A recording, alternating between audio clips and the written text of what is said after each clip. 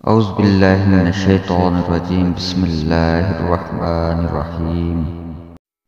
کربلا اب بھی حکومت کو نکل سکتی ہے، کربلا تخت کو تلواروں سے مسل سکتی ہے، کربلا خار تو کیا آگ پہ بھی جل سکتی ہے، کربلا وقت کی دہاڑے کو بدل سکتی ہے، کربلا قلعہ فولاد ہے جراروں کا، کربلا نام ہے جلتی ہوئی تلواروں کا۔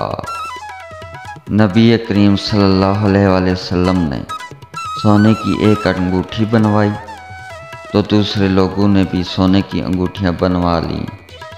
پھر نبی کریم صلی اللہ علیہ وسلم نے فرمایا کہ میں نے سونے کی ایک انگوٹھی بنوائی تھی، پھر آپ صلی اللہ علیہ وآلہ وسلم نے پھینک دی اور فرمایا کہ میں اسے کبھی نہیں پہنوں گا، اور لوگوں نے بھی اپنی انگوٹھیاں پھینک دیں۔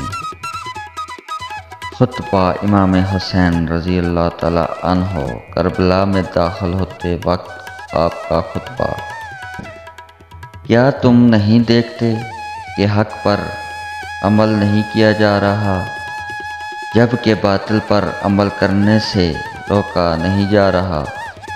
ایسی صورتحال میں مومن سزاوار ہے اور اپنے رب سے ملاقات کا اشتیاق ظاہر کرے۔ ہاں، ایسی صورت میں موت کو بہت بڑی سعادت سمجھتا ہوں اور ظالموں کے ساتھ زندگی گزارنے کی بہت بڑی بدقسمتی اور ذلت سمجھتا ہوں۔